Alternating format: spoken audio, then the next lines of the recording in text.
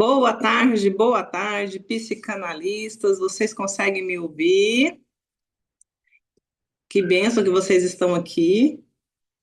Oi, boa tarde, Nivalda, tudo bem? Seja bem-vinda.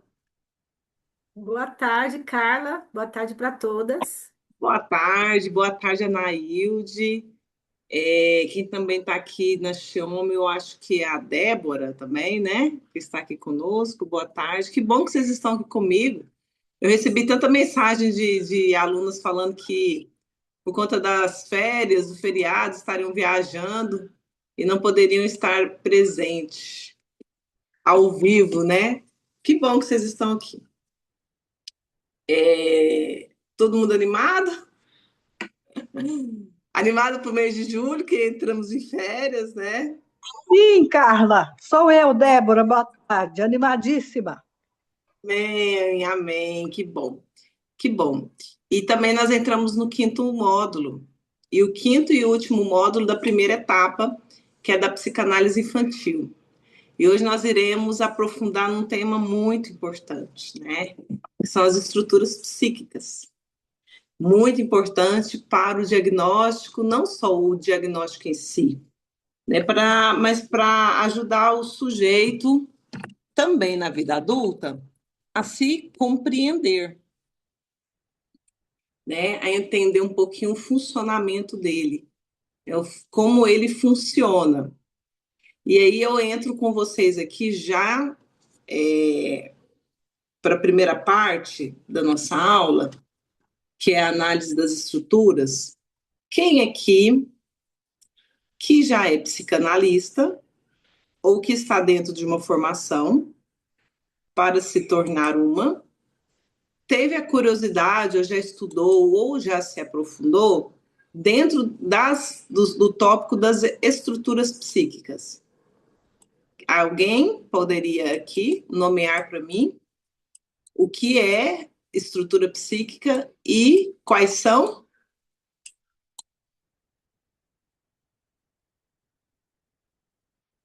Hã? Alguém?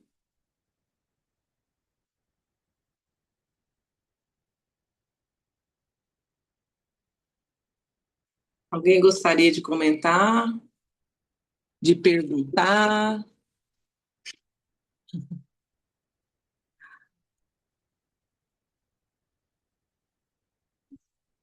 Ninguém? Posso dar então andamento aqui?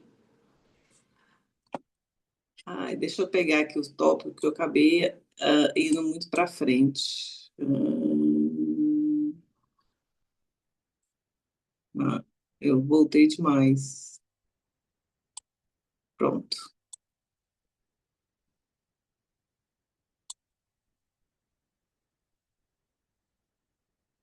Então vamos lá. Muitas vezes, né, nós vamos atender um paciente, né, uma paciente, e essa paciente, ela muitas vezes ela não apresenta nenhum tipo de sintoma, nenhum tipo de transtorno, né? E ela chega até nós e muitas vezes nós, com o primeiro olhar, usando como ferramenta a anamnese, a gente começa a identificar, né, alguns, né, a gente começa a identificar um pouquinho, né, de quem é essa pessoa, de quem é esse sujeito, de como ele se encontra, correto? Meninas, eu já voltei a gravar? Voltei. É porque eu tinha dado pausa na gravação, mas eu voltei. E eu sei que muitas vezes um dos principais desafios que eu percebo quando eu estou supervisionando uma psicanalista é ela tentar, né, identificar se aquela paciente ou aquele paciente ele é neurótico, psicótico ou se ele é perverso, né? Eu percebo isso, né? Mas quando e como que eu vou conseguir identificar isso? Mas hoje a gente quer falar um pouquinho mais sobre como como aparece, como essa estrutura psíquica ela começa, ela se inicia, como que ela se apresenta ainda na infância. Agora eu quero dizer algo muito importante para você. Não é porque uma criança apresenta um comportamento diferente que nós iremos imediatamente ou rapidamente diagnosticar ou identificar ou a estrutura dela como perversa ou como psicótica. Não é porque ela, de repente, né, tá mordendo e batendo no amiguinho que ela é perversa. Não é porque ela está muito brincando sozinha, falando sozinha, conversando sozinha com os brinquedinhos dela, que ela é psicótica. Vocês conseguem me entender onde que eu tô, né? Porque senão a gente vai começar a rotular. Toda criança que a gente vê conversando sozinha, aquela ali é psicótica. Descobriu que tem um coleguinho, uma criança que está batendo em amiguinho, pronto, perversa, né? E aí a gente entra num erro muito grave, né? Que é o erro de rotular e de diagnosticar um sujeito. Até porque esse não é o nosso papel, né? Então, dentro da psicanálise, nós aprendemos algo muito importante, que nós não tratamos o comportamento, nós tratamos o sujeito. Então, antes da pergunta, né, o que é que ela faz, a gente pergunta, né, como que é que esse psiquismo está organizado? Né? Por que que ele está se organizando dessa maneira, dessa forma? Né? Qual é a necessidade dela? Então, essa é a diferença entre olhar apenas o sintoma, que muitas vezes está dentro desse comportamento, como ele se comporta, né? Mas sim compreender qual é a estrutura e por que que essa estrutura está funcionando. Qual que é a razão e o motivo dela? Porque tem um motivo, tem uma razão dessa estrutura, né, dessa criança ou esse adulto, ou esse sujeito estar, né, a ser um perverso ou ser uma psicótica, né? Perversão psicótica, ou no caso, a neurótica. Então, estrutura é o que, gente? Eu sei que essa aula nossa hoje é uma aula bem densa e é uma aula de um conteúdo profundo, mas que é a primeira de três. Então, ainda teremos muito conteúdo para nós estarmos abordando ao longo desse módulo. Então, o que que é estrutura, Carla? Hoje vocês não sairão dessa aula sem entender isso. Hoje eu trouxe um contexto que vai trazer vai ajudar muito vocês a visualizar o que é essa estrutura, tá bom? Mais alguém? O que que é estrutura? Estrutura é a forma como aquele sujeito se constitui para existir no mundo, né? A constituição psíquica, a estrutura psíquica é uma necessidade que o sujeito tem para poder existir. Porque senão ele desmorona, senão ele não consegue sobreviver, ok? Por conta dos conflitos, por conta de traumas, por conta de uma série de questões, né? Porque vocês lembram porque quando é que a estrutura psicótica, como que ela é, né? Qual é a função? A neurótica, a psicótica, a perversa, como o sujeito, né, se comporta diante do mundo, seguindo a estrutura, segundo a sua estrutura psíquica? Alguém aqui está lembrada de aulas anteriores? em que eu falei para vocês?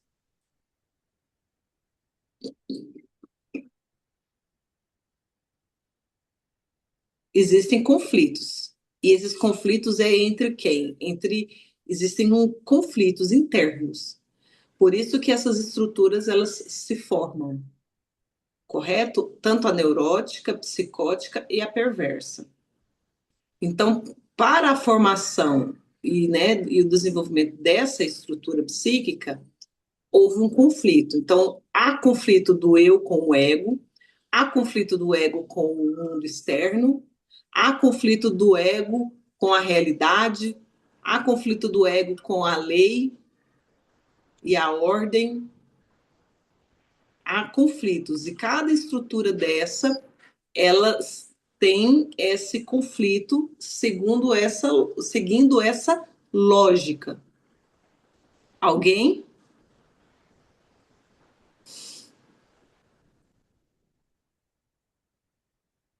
Vou fazer aqui, deixa eu dar um exemplo.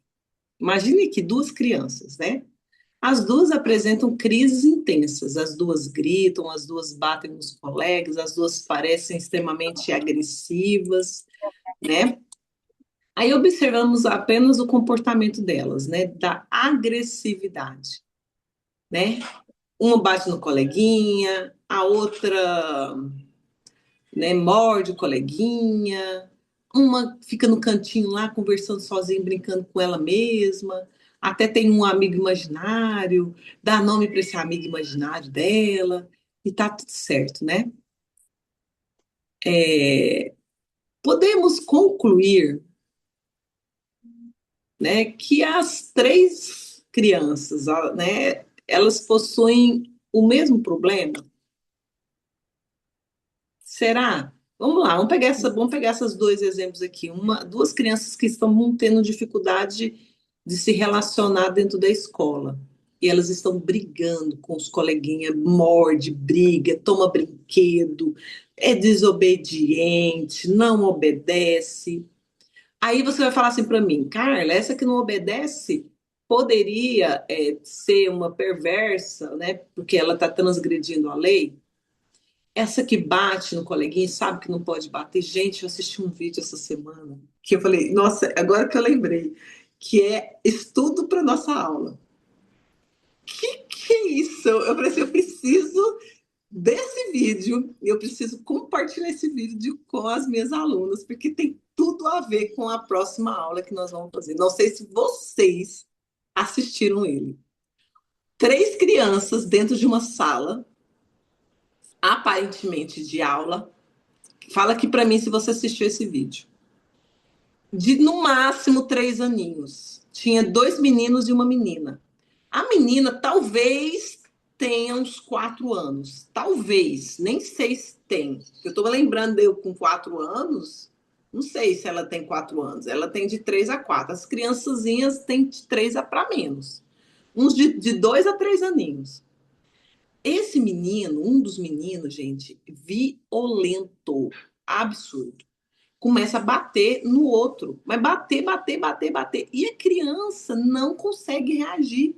Ela simplesmente fica atônica, assim, paralisada e só recebendo, né, tipo, tapa, murro, murro, tapa. E aí, gente, quando a maçaneta mexe, abre, ela para de bater e olha para a porta. Significa que ele está sabendo que o que ele está fazendo não está certo. Ele sabe que o que ele está fazendo está errado. Ele olha para a porta, para o que ele está fazendo. A moça entra e depois ela sai e ele volta a bater, ele volta a agredir a criança novamente. E a criança totalmente atônita, assim, ó, sem fazer nada. Aí a menininha, que é um pouquinho mais velha, encabulada com aquilo, pega uma chinela, um brinquedo, não sei, e começa a bater no bumbum daquela criança. Mesmo assim, a criança não para. Alguém aqui assistiu esse vídeo? Depois eu vou compartilhar com vocês. Eu fiquei horrorizada com a atitude. Eu falei assim, gente, essa criança Será que ela já está dentro? Aí vamos tentar entender agora um pouquinho? Eu posso diagnosticar ela como uma perversa?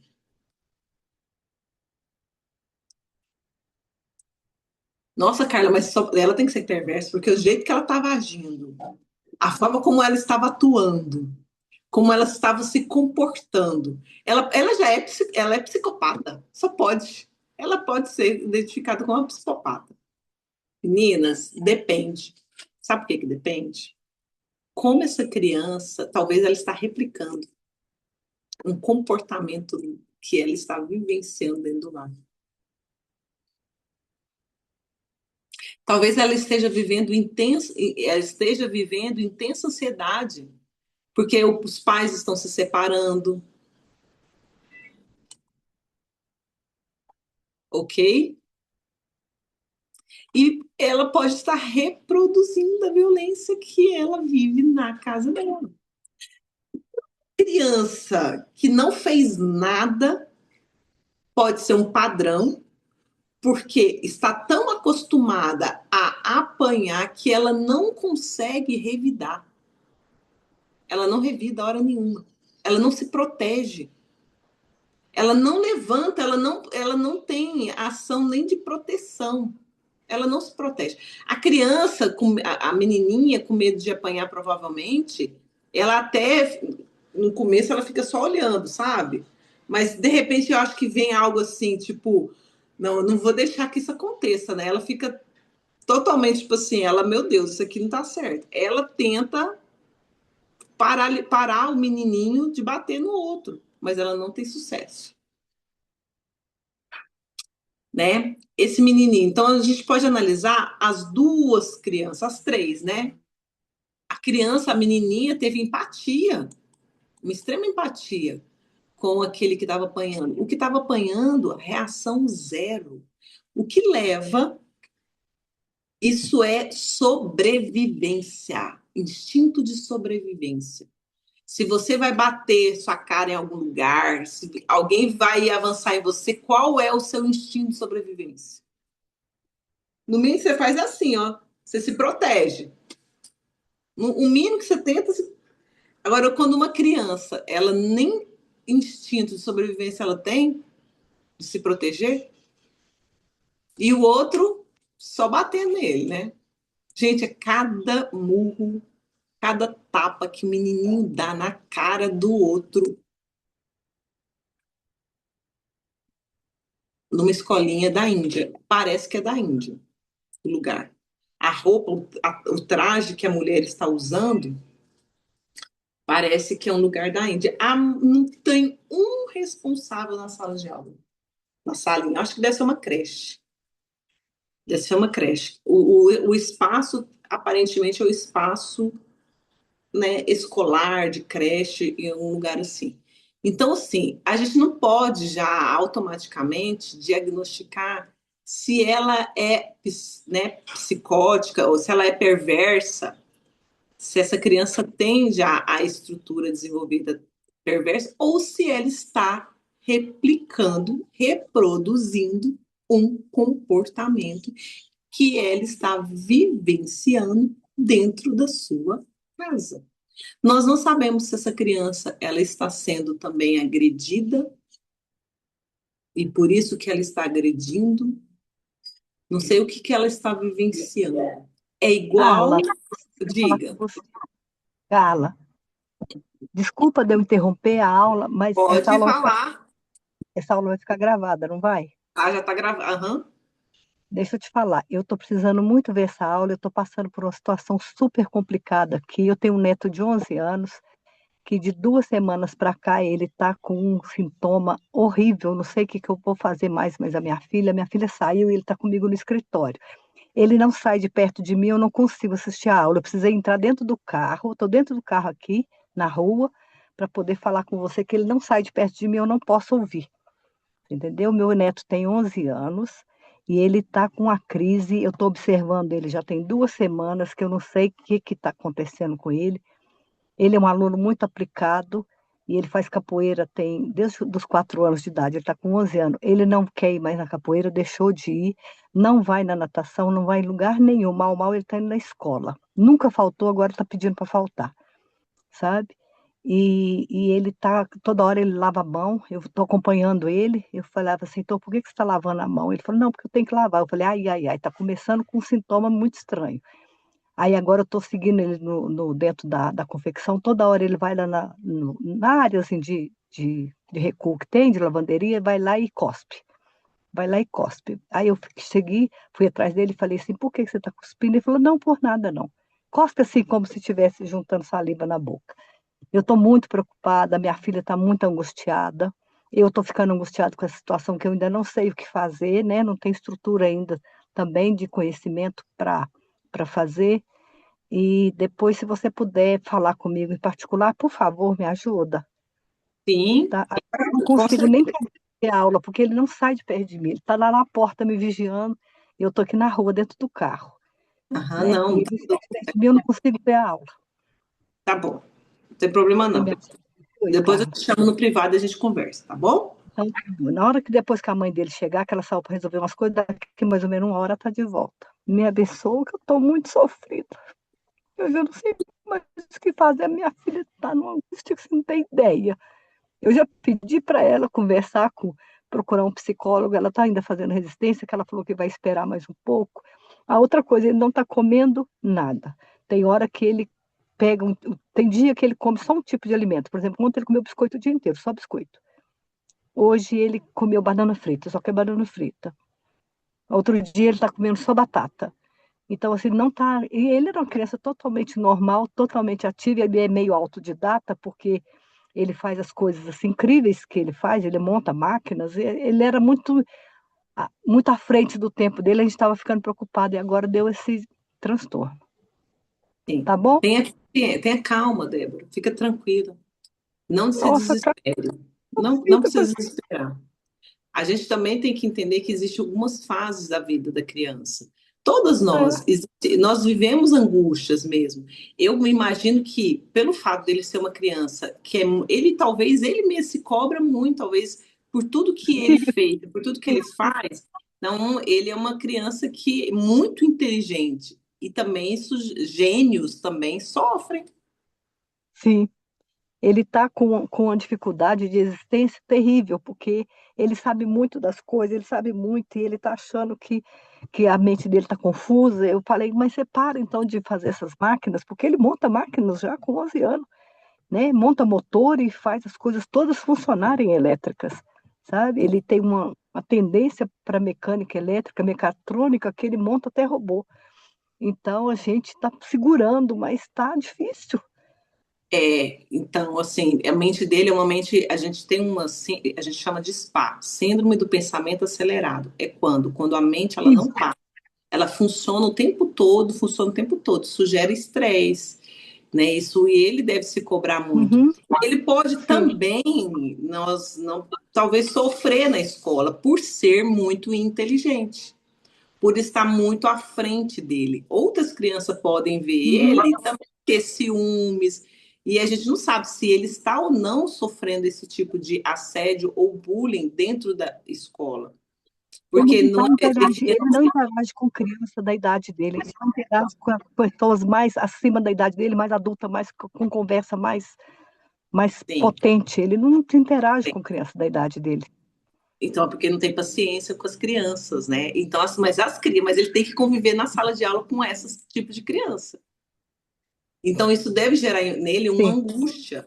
Ele está, né, vivendo uma angústia. Agora, vamos tentar entender que angústia é essa, por que que ele está vivendo isso e que uhum, cobrança é essa que ele mesmo está colocando em si, sim, né? Porque sim. aparentemente a angústia, a cobrança vem dele para ele, né?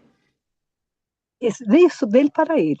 Eu cerco ele de todas as atenções, eu e a mãe dele, né? Dá colo, tenta conversar, fala para ele se abrir com a gente, o que está sofrendo, por que está sofrendo, qual que é as dúvidas dele, mas ele fala, não, é problema na minha cabeça mesmo, eu estou pensando demais, está fervendo na minha cabeça. Então, pensamento, síndrome do pensamento acelerado, SPA. Então, como que a gente faz para ele, né, essa síndrome diminuir? Aí ele tem que relaxar, porque isso aí gera estresse, Isso aí gera ansiedade, isso aí gera muitas coisas, né? Então, eu vou te chamar depois, tá bom? Tá bom, então. Fica com Deus, obrigada. Amém. Mas, ó, fica em paz, Tá, tá bom. fica tranquila. Confia primeiro Amém. em Deus, tá? Deus tem o controle Bom, de todas as coisas. Deus Descansa no está. Senhor. Não fiqueis ansioso por coisa alguma. Não fique, Amém. entregue o seu problema agora aos pés do Senhor e saiba que Ele tem o controle de tudo. Amém. Glória a Amém? Deus. Muito obrigada. Para Jesus Deus. te abençoe. Amém. Né? Então, a primeira coisa que a gente tem que ter é tranquilidade. Respirar e falar assim, né, vai dar tudo certo. Deus está no controle, está no comando de tudo. A gente não pode. Eu sei que eu falo isso porque eu tenho 3 filhos. E chega momentos na nossa vida, dependendo da situação em que os nossos filhos estão, a gente sofre muito mais do que eles. Né? Então, a gente precisa, nesse momento, ter muita calma. Então, vamos lá. O que é uma estrutura clínica? Então, essa seja talvez uma pergunta, né, ou uma das perguntas mais importantes desse módulo. Então, estrutura clínica é o quê, meninas? É a forma como o sujeito organiza o seu mundo interno. Né? É a maneira como ele percebe. Percebe o quê, Carla? Percebe a realidade, como ele lida com os conflitos, como ele estabelece vínculos, como ele suporta as frustrações, como ele organiza os seus desejos, como que ele utiliza os mecanismos de defesa. Então, a estrutura é o alicerce do funcionamento psíquico, né? E aí eu quero agora trazer para vocês aqui uma metáforazinha para que vocês entendam muito bem hoje o que é isso, porque se havia dúvida, não haverá mais. Amém? Então, enquanto o sintoma ele pode mudar, pode, o sintoma pode mudar. A estrutura não. A estrutura ela permanece. Ela é relativamente estável. Nós, muitas vezes, é porque não conseguimos identificar ela. E, às vezes, o sujeito só vai realmente apresentar aquela estrutura um pouco mais velho. Por quê? Porque ele condiciona muito a vida dele como tem que ser para os outros, como os outros a definem. O pai, a mãe. Então, ele pode até ser um neurótico, um perverso, correto? Ele pode até ser um perverso, mas ele não vai apresentar isso, ou ele muitas vezes apresenta alguns indícios, sabe que é errado, papai e mamãe não gostam, o que, que ele vai fazer? Vai esconder. Então ele vai escondendo, vai escondendo e vai escondendo. Carla, mas ele esconde porque ele tem remorso e tudo, então ele não é. Ele não é. Ele só é mau mesmo. Se ele gosta de bater em crianças, se ele gosta de machucar animais, ele pode não ser perverso. Fala, tá travado, Nivalda? Oi.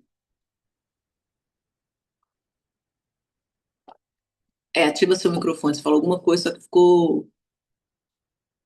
Nivalda? Oi, seu som tinha saído. Ah, de vez em quando aparece assim, ele bloqueia, mas voltou, né? Voltou. Ótimo. Por exemplo, tem crianças, o que que a gente, no neurótico, há sentimento de culpa, há remorso. Ele pode até ser uma criança malvada. Ele chegou na escola, ele não está bem, ele está com raiva, o papai e a mamãe brigou com ele, ou tem brigado com ele, ou deixa ele de castigo. Ele chega em casa e desconta na criança, no amiguinho, no colega. Só que depois ele tem um remorso. Ele promete para ele mesmo que não vai fazer mais aquilo. Ele não é perverso. Ah, mas ele bateu na criança. Mas ele tem remorso? Ele reconhece que ele fez foi errado? Cara, mas será que o remorso ele é genuíno? Aí vai depender do sujeito, do indivíduo. Porque o psicopata, ele pode manipular. Sim, ele é extremamente, né, manipulador. Mas geralmente uma criança ainda não tem tudo muito bem definido. A criança ainda está aprendendo a se desenvolver. A criança ela ainda está ainda, né, se desenvolvendo, ok? Então, assim, aí, se tem remorso, há angústia, mas há remorso neurótico. Agora, se não há remorso e ele continua fazendo, que é usando o outro como um objeto do seu próprio prazer, de que forma? Manipulando o outro. Não precisa ser, né, necessariamente, o objeto não precisa ser na área sexual, não. Né? Pode fazer o outro como, né? Eu estou assistindo uma série coreana que chama, ai meu Deus, Lição, Lição não sei o que, tá na Netflix. Um professor entra na sala, ele nem é professor, na verdade, ele foi designado pelo Ministério da Educação da Coreia para intervir numa escola onde muitas crianças sofrem bullying e uma criança se suicida. A criança se suicidou, e aí o ministro da Educação cria esse departamento, onde esse homem ele entra na escola. Você tem que ver as barbaridades que acontecem dentro da instituição, porque os professores permitem, porque os filhos, né, que no caso são os alunos, são filhos de políticos, são filhos de grandes, né, empresários. Lá fala muito, né, de conglomerados, né? São filhos de conglomerados. E aí eles fazem vista grossa. E aí as crianças, né, quem comete bullying né? Nossa, terrível, terrível, de assim, humilhação total, de fazer o outro realmente humilha o outro, xinga o outro, bate no outro, né, faz o outro realmente ser um objeto. Então, nem sempre a perversão ela segue a linha sexual, né? Que a gente usa muito o termo do pervertido. Não é a mesma coisa, são coisas diferentes, tá? O perverso é aquele que tem como um gozo, né, que é satisfação de si, né, o outro, porque o outro é um objeto do seu prazer, seja humilhar, seja fazer o que for, pronto, e ele não tem remorso nele, né? E o psicótico, Carla, então seguindo aquela linha que a gente começou a falar lá atrás, né, como que funciona, né? O psicótico é aquele que tem um conflito, e o conflito dele é com a realidade. O perverso, ele transgride, viu? O perverso há uma transgressão. Não é por falta de conhecimento. Ele sabe que o que ele está fazendo é errado. Ele sabe que ele está fazendo pode levar ele ao quê? A ser preso, aquilo que ele está cometendo é crime, aquilo que ele está fazendo é errado. Ele sabe que existe uma lei, mas ele mesmo assim decide transgredir. E aí o psicótico é aquele que não tem condições. É uma pessoa que ela leva uma vida ao longo, né? Então, na infância já foi identificado aquilo, foi designado essa, né? Essa foi criada essa estrutura. Essa criança tem essa estrutura. Ela é psicótica. Mas, por exemplo, ela conversa sozinha. Ela às vezes tem, né, alguns conflitos com a realidade, mas o papai e a mamãe, olha, você está conversando, não pode conversar, o que você está fazendo? Começa a orientar e guiar aquela criança e ela vai se moldando para que ela se cada vez mais se pareça o quê? Entre aspas, normal. É igual o perverso.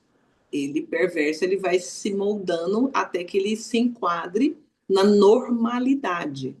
O que que é um ser normal, né? Não falar sozinho, não brincar com seus amiguinhos imaginários, não bater no coleguinha, não fazer bullying. Então, o que que aí a criança se molda e vai vivendo, ou melhor, sobrevivendo ali de aparência, criando-se uma máscara.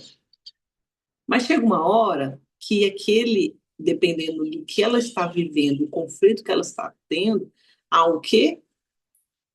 A gente chama isso, né, existe uma explosão ali, né? Aí a estrutura, ela se apresenta.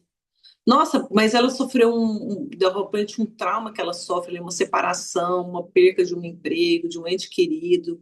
Aí ela não suporta mais. E é onde que realmente vai aparecer. Mas vamos voltar aqui, né, na onde eu quero mostrar para vocês da estrutura. Então, ficou entendido, bem entendido a respeito de cada uma dentro do seu funcionamento, né? Perfeito. Então, vamos lá. Enquanto o sintoma ele pode mudar, como eu já falei para vocês, a estrutura ela permanece. Ah, foi por isso que eu voltei lá atrás. Então, a criança só se molda, não muda. A estrutura não é porque quando ela ficou mais velha, ela virou perversa. Não.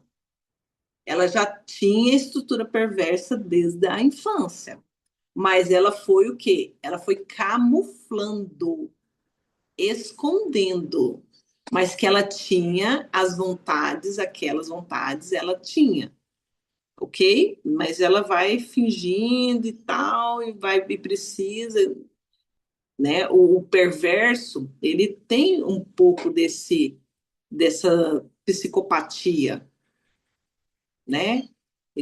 Às vezes, ele não precisa ser necessariamente um psicopata, mas ele pode ser um sociopata, ok? Então, eu quero falar para vocês agora é como uma casa. Eu quero dar um exemplo para vocês, é uma casa. Então, imagina a sua casa. Você pode mudar a pintura dela? Pode. Você pode mudar as janelas dela? Sim. Você pode mudar os móveis da sua casa? Mas você muda a fundação dela? Como ela foi alicerçada? A não ser que você aumente, né? Tiver espaço. Mas a fundação você não mexe. A fundação é coisa que você, dentro de um prédio, dentro de uma casa, o que você não pode mexer é na fundação. Não pode quebrar nenhuma coluna. Quebra uma coluna para você ver se a casa não desmorona. A casa desmorona se você mexer na estrutura. Se você mexer. Estrutura, fundação. Então, a estrutura psíquica, ela não muda. Por quê? Porque ela é a base.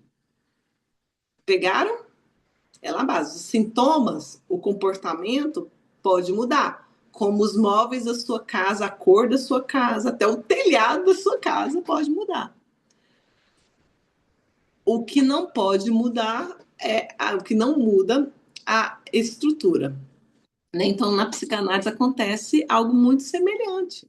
Então, os sintomas eles aparecem, os sintomas eles desaparecem, os sintomas eles se transformam, mas a organização, a forma de organização do psiquismo permanece. E a forma de organização de qual organização? Dentro da estrutura. Se é neurótica, se é perversa ou se é psicótica. É muito baixo o número ou o percentual de um sujeito ser psicótico ou de ser perverso, né? Ou eles estão conseguindo camuflar muito bem, né? A gente chega a desconfiar um pouco, né? Porque diante da sociedade que a gente está enfrentando, realmente a gente pode dizer que estamos vivendo os últimos dias. Tá uma coisa terrível. Tá uma coisa terrível. Mas como diz, desde a época da Babilônia, né? Já era assim, né? Deus ele não destruiu Sodoma e Gomorra, né? Por conta de tudo que havia ali dentro. Então, o mundo já mostra, a Bíblia já nos mostra que existe já um tempo em que o mundo está vivendo um caos, né? Vamos lá. Então, uma pergunta para reflexão. Quando vocês recebem uma criança, um adulto, um sujeito dentro do seu consultório, ou quando você vai conversar com uma pessoa, vocês olham primeiro para o comportamento dela? Por que que ela está se comportando dessa maneira? Ou você procura primeiro compreender o funcionamento emocional dessa criança? Se você recebe uma criança, você já vai direto por como ela está se comportando? Ah, ela não está indo bem na escola, ela está tendo ansiedade, ela está tendo crise, ela está tendo crise do pânico, ela, né, ela está tendo, ela não quer ir para a escola, ou ela está brigando na escola, né? Muitas vezes a gente foca muito no como essa criança está se comportando, como esse adulto. O adulto está tendo problema no casamento, o marido traiu a mulher, né? A gente muitas vezes foca muito na forma como ele está se comportando. E muitas vezes a gente não procura compreender esse funcionamento emocional. O funcionamento emocional, seja dessa criança, seja desse sujeito. E aí, essa mudança de olhar faz toda a diferença. Por quê? Porque sintoma não é estrutura. Sintoma não é estrutura. O que que é estrutura? É a forma como aquele sujeito se constitui, né? A estrutura dele. É como ele funciona, né? Esse é um dos maiores erros dentro da psicanálise, principalmente para quem está iniciando. Por quê? Porque muitas vezes ele confunde o comportamento com a estrutura. E por que que eu estou falando isso? Porque não é porque uma criança está batendo em outra criança que ela é uma perversa, correto? Não é porque uma criança está conversando com um amiguinho imaginário, que tem muito, viu? Tem muito. A pergunta é, por que que ela tem a necessidade de conversar com esse amiguinho? Quem é esse amiguinho para ela? O que que esse amiguinho representa para ela? Não é você falar, não, você não pode conversar com esse amiguinho, você não tem amiguinho, que amiguinho, onde que tá esse amiguinho, que amiguinho é esse, tá doida, né? Você tá maluca, não pode, isso não existe, né? Mais ou menos, não é assim? A mãe e o pai já batem nessa linha. Pronto, né? Já matou ali, né, uma linguagem. Isso é uma linguagem. Por quê? Porque a criança está se expressando através desse amiguinho. O amiguinho tem função. Um amigo tem uma função. Dentro da psicanálise, o amiguinho imaginário tem uma função. Qual é a função do amiguinho imaginário?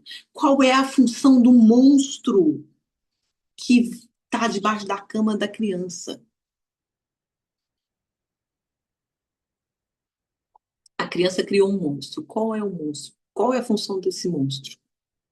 Então, uma criança que morde não é necessariamente perversa. Uma criança tímida não é necessariamente, né, neurótica, ou uma criança que fala sozinha não é necessariamente psicótica, né? Uma criança agressiva, né, a gente já parte por esse lado, né? Quem está começando a psicanálise? Quem aqui não pensou isso? Quem aqui, quando estava estudando lá na formação, quando eu comecei a falar de estruturas psíquicas, quem aqui não pensou, ah, meu, fulano que bate, ele deve ser perverso. Primeira coisa, aí você já rotula todo mundo, né? Fulano é perverso, fulano é psicótico, fulano é não sei o quê, não sei o quê, não sei o quê, né? Mais ou menos assim. E isso tem que ter muito cuidado a respeito disso, né? Então, o comportamento, ele apenas comunica alguma coisa, comportamento, como ele se comporta, como ele está se comportando. Já a estrutura psíquica, ela explica. E é o que que ela explica? Ela explica como aquela comunicação ela foi construída, como aquele comportamento foi construído. Os sintomas, ele é apenas o quê, Carla? A ponta do iceberg. O sintoma é a ponta do iceberg. O que que é estrutura? A estrutura é o que está abaixo da superfície. É o que está abaixo. Todo aquele iceberg é a estrutura. Diga, Nivalda.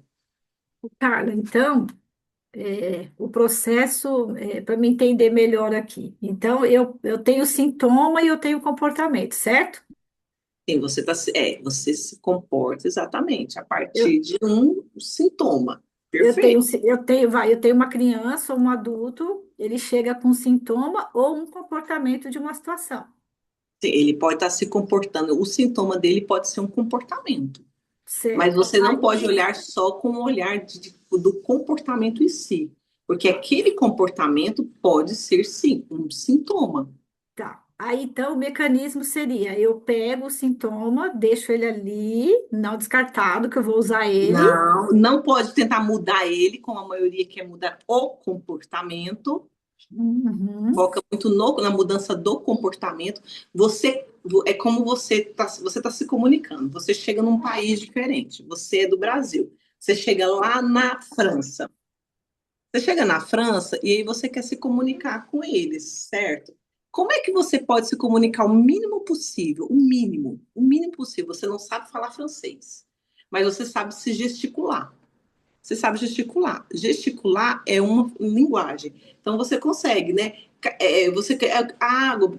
Eu falo porque eu tenho um irmão que é mudo e surdo, né? Então a gente se comunica por meio de linguagens, de sinais. Se eu tiro a minha linguagem de sinais, como é que eu vou me comunicar com ele? Como que ele vai se comunicar comigo? Se eu removo essa linguagem, se eu removo a forma de me comunicar, é uma comunicação. O sintoma é esse. Se eu já removo o sintoma de imediato, como que eu posso remover um sintoma? Você agora vai fazer assim, vai fazer assim, vai fazer assim. Você vai mudar esse comportamento. Ok, ele pode até mudar o comportamento. Mas se ele está mudando o comportamento sem eu entender o real motivo daquele comportamento, por que que ele está se comportando daquela forma, se eu já mudo o comportamento, eu elimino a linguagem. Eu não consigo mais ler o que aquele comportamento queria me. Qual era a informação que eu tinha do comportamento. Tá. Porque aquele comportamento tinha uma razão de ser. Então, esse comportamento ou sintoma que vai fazer eu identificar a estrutura? Também, também. Mas principalmente, você vai entender, não é apenas um sintoma, são várias formas dele, né, dele existir. Mas por que que ele está, por exemplo, um neurótico pode estar estressado, pode estar com ansiedade, um perverso pode estar com ansiedade, um psicótico pode estar com ansiedade. Os três podem ter ansiedade, os três podem ter depressão. Não é o sintoma em si não é a estrutura. Hum. Estrutura é uma coisa, sintoma é outra. Então ele está se comportando. Eu estou ansioso. Eu estou ansioso, é um comportamento, ele está se comportando de forma ansiosa. Ansiedade, ele está com ansiedade, ok? É um sintoma. Então vamos tentar agora fazer a leitura da ansiedade. Para nós, o sintoma é a linguagem. Então o que que eu preciso fazer? Ler o sintoma. Por que que esse sintoma ele apareceu? O que que ele está tentando dizer? Qual é a função do sintoma? Então, o sintoma leva ele a se comportar daquela maneira. Porque a maioria das pessoas, principalmente por meio do remédio, elimina o sintoma. mas não identifica a causa. Sim, e na igreja, no cristão, também pode ter esse equívoco aí, né? Ah, é o demônio, né? Também, também. Essa Com confusão, né? Não, aí o demônio em si, principal, aí vai depender do tipo de comportamento, de como ele está se comportando. Então, por exemplo, se ele está sendo agressivo, se ele está, né, aí depende. Vamos imaginar aqui uma pessoa que está endemoniada. Ah, ele está endemoniado, não sei, né? Às vezes a forma como ele está se comportando, a forma como ele está agindo é muito agressivo. Vamos falar assim, ah, ele está agressivo com a mulher, com os filhos. Nossa, ele está Violento, endemoniado. Hã? violento, né? Muito violento, que ele é um demônio e tal. Sim, ele pode partir. Pode ser que seja um demônio? Também pode. Pode ser que seja. Se ele estiver dando brecha para aquilo acontecer, pode. Mas ele pode também ser um comportamento. Ele pode estar se comportando daquela forma mais agressiva, né? Agora eu preciso entender por que existe essa agressividade. Por que ele está se comportando dessa forma? Por Ok? que que a pessoa foi para o jogo, né? Tem um caso assim, a pessoa foi para o jogo, o marido. Vamos lá. Vamos falar sobre os jogos, né? Toda carência mostra uma falta. Toda carência, né? Todo excesso, na verdade. Eu usei o termo errado. Eu pensei uma coisa e falei outra. Porque a carência, a falta é uma carência, né? Então, todo excesso de qualquer coisa, ele mostra que existe uma falta. Um excesso, que excesso? Quando eu como demais, quando eu bebo demais, quando eu durmo demais, quando eu jogo demais. Jogos. Então, se eu estou jogando ao ponto de me viciar, e isso me prejudicar na minha vida, seja profissional, pessoal, e aí vai impactar o meu emocional, quantos pais de famílias estão se suicidando por um comportamento que é o jogo, que veio de um sintoma, que é um vício. Agora, por que que ele chegou nesse ponto? Qual era a falta que ele tinha que levou ele a partir para esse lugar? O que foi? Ah, pressão da sociedade. Ah, porque ele queria uma casa melhor. Ah, porque ele queria dar condições melhores para a família dele. Mas por que que ele tinha necessidade de dar uma condição melhor para a família dele? Por que que as condições que ele tinha não eram suficientes? E aí você vai investigando, você vai investigando, você vai investigando. Por quê? Porque de repente ele tinha ali uma ferida da humilhação, e ele se sentia humilhado, ele se sentia injustiçado, porque ele não tinha o mesmo que o outro tinha, e ele achou que dentro do jogo ele ia mudar a realidade dele. Ó, quanta coisa que a gente vai desvendando a partir de um vício de um jogo. Porque um vício de um jogo não é apenas um vício de um jogo. Uma pessoa que se vicia no jogo, existe por trás uma demanda gigantesca.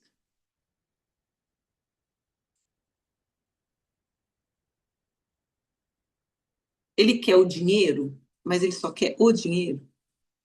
Ou ele quer o que o dinheiro dá, que ele não tem. Aí vem a ganância, aí vem uma série de coisas, né, Nivalda? Aí é portas que você vai deixando, brechas que você vai abrindo. Né? Aí tá o diabo inimigo, aí tá o espiritual também nesse lugar. Tá muito, né? Porque tudo que é vício, né, existe uma cadeia de demônios também dentro disso, dos vícios, dos jogos, ok? Continuando, deu para você pegar um pouquinho? Sim, Tá, então, a estrutura ela explica como que aquela comunicação, né, que é a forma dele se comportar, e como que ela foi construída. E como eu disse, o sintoma é apenas a ponta do iceberg. Gente, se o sintoma é a ponta do iceberg, e todo mundo foca no sintoma, né? Ah, porque está com depressão, tem que tomar remédio. Ah, porque está com ansiedade, tem que tomar remédio. Ah, porque ele não consegue dormir, tem que tomar remédio.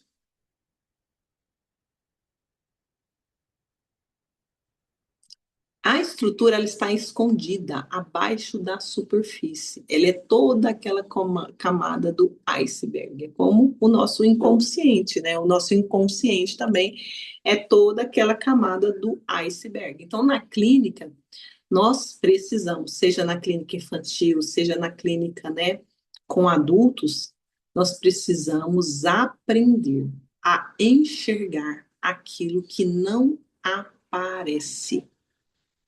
Porque o que aparece, o que está visível, é só, né, tipo assim, é só o que nos é apresentado, é só uma parte. Não é o problema real. Eu falo isso com muitas pessoas, eu falo isso, eu recebo gente demais com ansiedade. Ah, porque eu tô com ansiedade. Aí eu falo, mas você sabe qual que é a razão da sua ansiedade? Não, eu sei, é por causa disso, disso, disso, disso. Ela sabe qual que é a razão. Ah, porque eu estou muito estressada, porque eu estou muito nervosa, porque eu estou passando com um problema, com um conflito. Mas só isso não é suficiente, sabia? Eu tenho que buscar mais, eu tenho que ir ainda mais, eu tenho que investigar mais. Mais do que só aquela superfície. Eu chego numa primeira parte, depois eu vou para uma segunda parte, eu tenho que aprofundar um pouco mais para saber mesmo o real motivo dessa ansiedade. Tá, é por causa de estresse. Mas por que então você está estressado? Estresse com o quê? Estresse por quê? Né, Freud dizia que o sintoma é uma formação inconsciente. Ele, no caso, o sintoma é uma tentativa de solução para um conflito interno. Vocês lembram que eu falei sobre isso em aulas anteriores? Porque o sintoma é a forma que o corpo tem de comunicar algo que não foi o que expressado, que não foi falado, que vai ser através do sintoma. Ele precisa ser escutado, ele precisa ser manifestado. Então, se a pessoa não verbaliza, não fala, o sintoma vem. Então, a criança, um adulto, ele não cria sintoma porque quer, ok? Isso não acontece. É porque ele não teve uma forma de se expressar. O corpo, ele cria o sintoma, né? Por quê? Porque ainda ele não encontrou uma outra maneira de se expressar, não houve né, esse descarregar, que seja por um choro, que seja pela fala. Então, nós, quando a gente vai atender a criança que é neurótica, né, uma criança, um adulto que é neurótico, a gente vai tentar entender ele dentro, olhando para a estrutura dele. A gente não vai. Primeira coisa que vocês precisam entender é que você não vai atender uma pessoa já tentando decifrar qual é a estrutura psíquica dela, né? Não é essa a função. Se chegar já, não, eu vou atender, eu preciso saber se ela é neurótica. Nossa, primeiro vamos tentar entender qual é o principal angústia que essa pessoa tem. A partir daquela angústia, nós vamos, com o tempo, identificando e vamos analisando se é possível ou não ajudar essa pessoa. Então, Cara, diga. hoje também não há esse perigo de generalizar, porque as pessoas, elas, por exemplo, fala-se depressão mal do século, né? Ah, criança com os transtornos, tal. Também não há esse perigo das pessoas generalizar, né? Ah, eu tô igual fulano, com depressão. Eu tô igual, a minha criança tá igual a outra criança, né? Mais demais. Porque eu falo, todos os maridos agora são narcisistas, né? Vocês já É, repararam isso? O meu sim, marido é narcisista. O marido é misericórdia. todos os maridos é narcisista. É, Misericórdia. E não é sobre isso. A forma como ele está se comportando não pode ser um pré-diagnóstico. Então, eu vejo muita gente falando, eu estou com depressão também. Mas como que a pessoa está com diagnosticou, né? Tal. Exato. Depressão é doença, Então, né? Melancolia é uma tristeza. E a melancolia, ela é uma tristeza que pode vir por vários fatores. Depressão é doença. Então, nós vamos ajudar essa pessoa dentro dessa. Principalmente, nós podemos ajudar as pessoas dentro da melancolia, dessa tristeza profunda, de uma tristeza que essa pessoa tem por uma perda, né, por um conflito, por uma angústia interna. Agora, por que que essa pessoa está com depressão? A depressão, ela a pessoa é algo que ela leva por muitos e muitos anos. Por quê? Porque a tristeza virou crônica.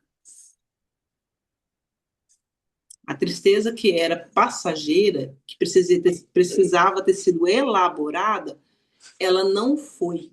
Por que que ela não foi elaborada? Porque ela não teve condições emocionais, psíquicas suficientes para conseguir elaborar aquela perda, aquele sofrimento, aquela angústia. Aí parte a depressão, ok? Nós vamos abordar mais isso. Então, infelizmente, hoje existe uma generalização. É por isso que eu falo, nós não podemos generalizar quando a gente vai identificar se a pessoa ela é ou não neurótica, psicótica ou perversa. Não é por conta do comportamento dela. Cara, se não é pelo comportamento, é por como? Aí vai ter vários fatores aqui que eu vou mostrar para vocês de como vocês podem identificar isso. Não é na primeira sessão, né? Nem na segunda sessão. Você vai trabalhar isso com ela, mas você vai conseguir, a partir das perguntas que você fizer, a partir dos relatos que ela der, você vai conseguir perceber se aquela pessoa é ou não. Uma pessoa que é perversa, geralmente, quando ela vai se tratar, não é porque ela quer. É porque alguém está mandando e está intimando aquela pessoa. Percebe que existe um problema e fala para ela: só fico com você se você procurar ajuda. Aquela pessoa, porque ela vive manipulando o outro, né? O outro é o objeto de prazer dela, ela faz o quê? Ela vai para uma consulta, ela marca, ela até tenta, mas não porque ela quer. Por quê? Porque eu só vou buscar tratamento se realmente há em mim um remorso. Se não há em mim um remorso, para que eu vou lá me tratar? Se eu não estou me comovendo com a dor do outro, com o sofrimento do outro, se eu não me importo com o sofrimento do outro, porque o perverso não se importa com o sofrimento do outro. Não se importa, ele não se comove, ele não tem empatia. Por quê? Porque o objeto de prazer dele é o sujeito.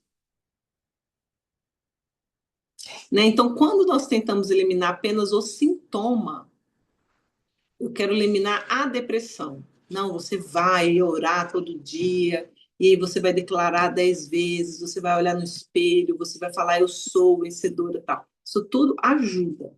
Isso tudo é positivo. Mas, alinhado a isso, precisamos ajudar essa pessoa na busca do real motivo que esse sintoma apareceu. O sintoma surgiu.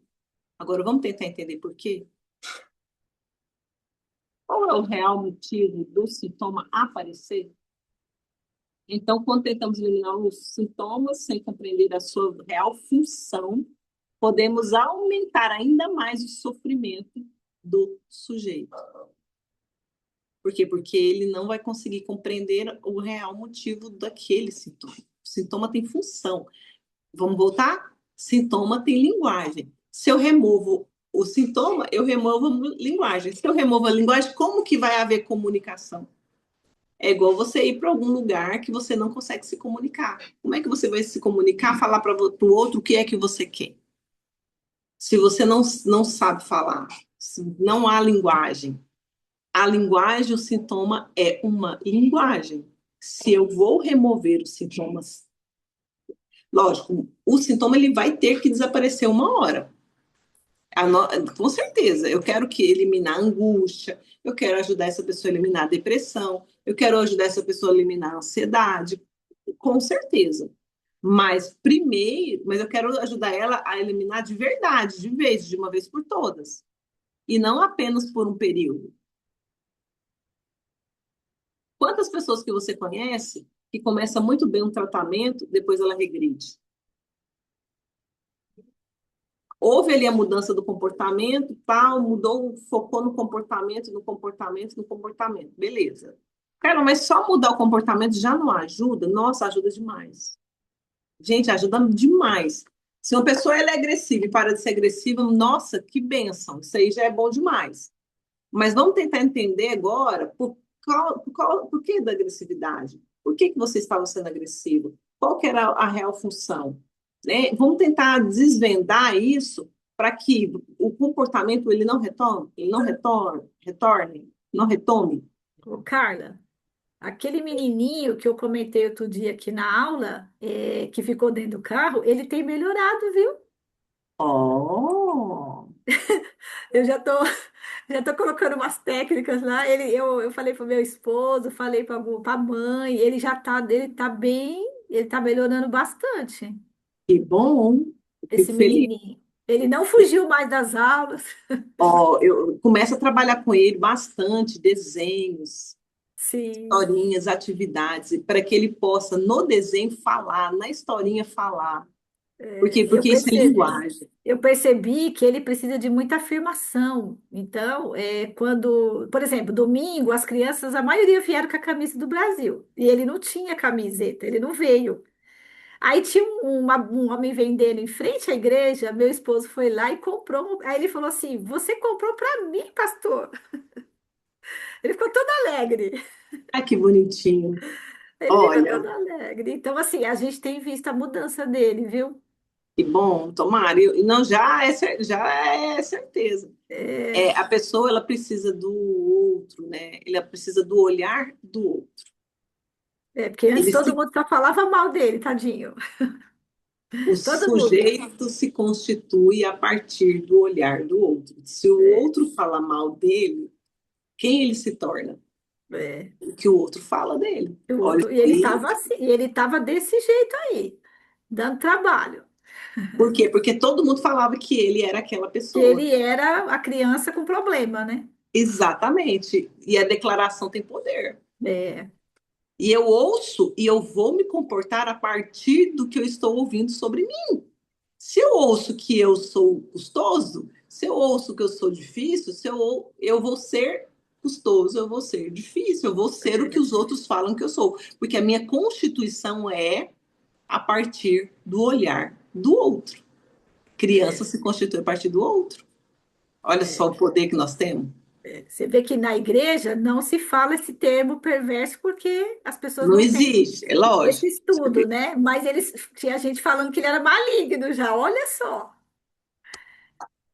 né? Não, Então, assim, ó, depois dessas aulas, misericórdia. ó, depois essas aulas aqui, vou até testemunhar, viu? Que tá sendo bênção, né? Porque eu mesma comecei a pegar todo mundo e falar, gente, peraí, vamos dar afirmação para ele, porque esse menino aqui tá. E ele tá mudando, ele tá ficando bem. Ó, e vai melhorar mais ainda. Ele vai ser testemunha e você vai ver.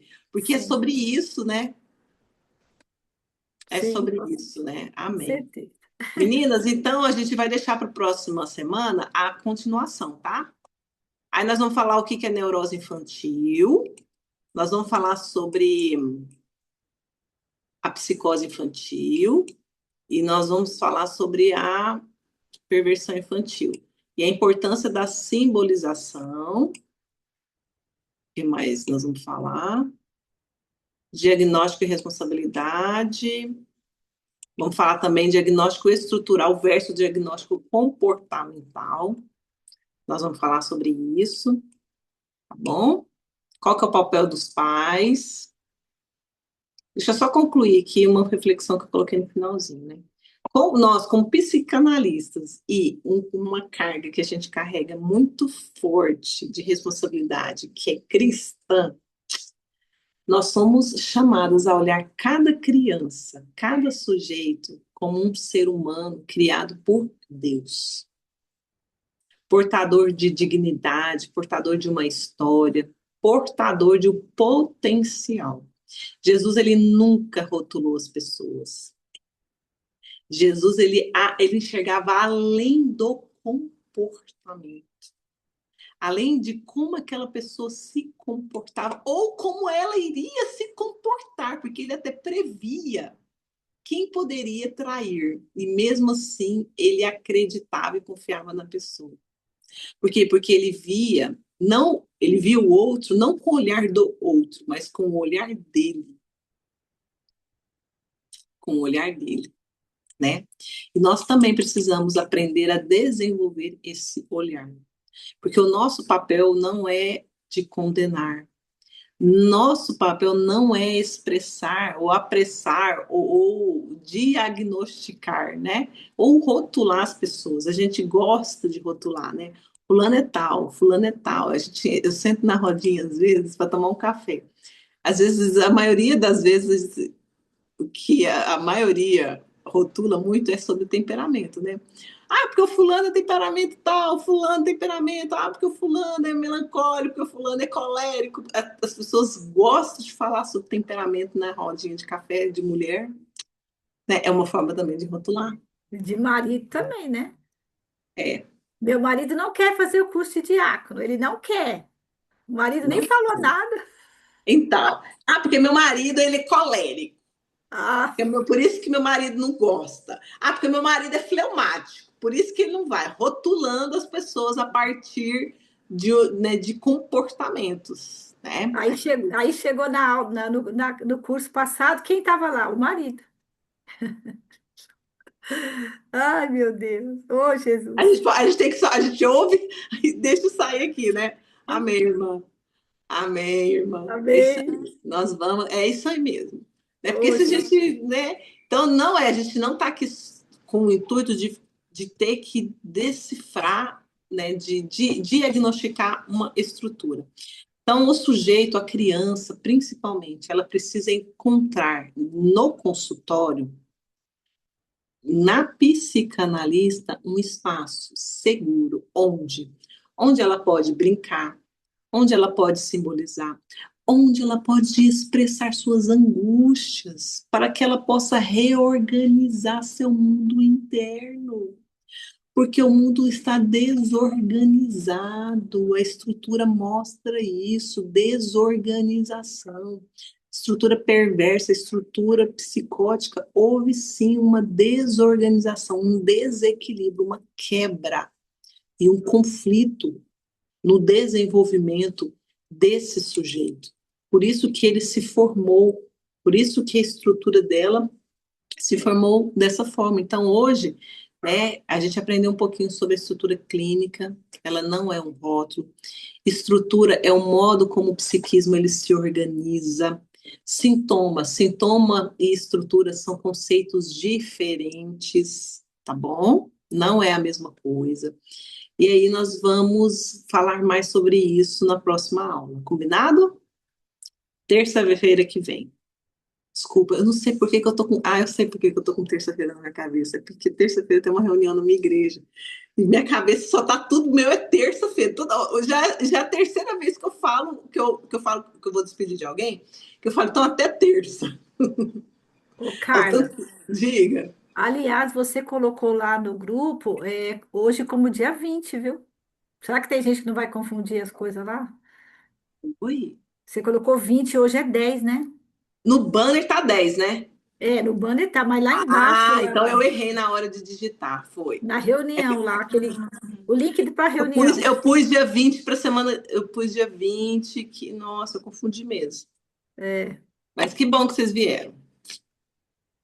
E é isso, meninas, a gente aprender mais para que a gente possa ajudar outras pessoas, porque tem muitas pessoas precisando. desse olhar um pouco mais humano, né? Sem cobrar tanto, porque eles já se cobram demais. Eles já se cobram muito. Carla, mas até o psicótico, o perverso, até o perverso, houve algo na infância dele que quebrou ele, que desestruturou, que quebrou o conflito interno. Por isso que ele tem um conflito entre o eu e as regras, né? Durante o desenvolvimento dele psicossexual, houve ali uma ruptura, né? Então ele também merece amor, merece carinho, ele também merece ser compreendido dentro das suas dores, dentro das suas angústias, dentro do seu jeito de existir. Deixa eu orar por vocês. Senhor Jesus, eu quero colocar na tua presença cada aluna que se encontra aqui, a que vai assistir essa aula depois. Pai, obrigada por essa oportunidade. Obrigada porque nós sabemos que o Senhor está, Pai, na frente de tudo, Pai.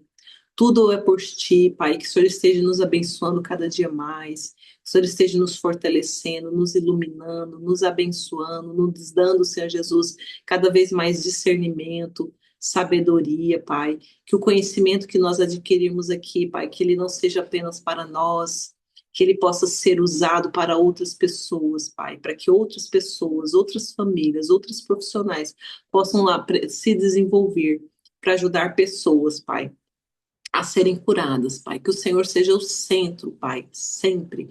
Que o Senhor esteja na frente, sempre, porque é por ti, Pai. E para ti são todas as coisas. Obrigada, Pai, em nome do Senhor Jesus. Amém? E é isso, meninas. Fiquem todas com Deus. Semana que vem a gente está aqui, dia 17. Vai ser dia Amém. 10, dia 17 e dia 24, tá bom? Amém. Ah, eu sei o que aconteceu. É porque dia 20 também tem aula de psicanálise, então eu fiz maior confusão na minha cabeça. Então tá, obrigada, meninas. Fiquem com Deus. Até semana que vem. Tchau, tchau. Tchau, tchau.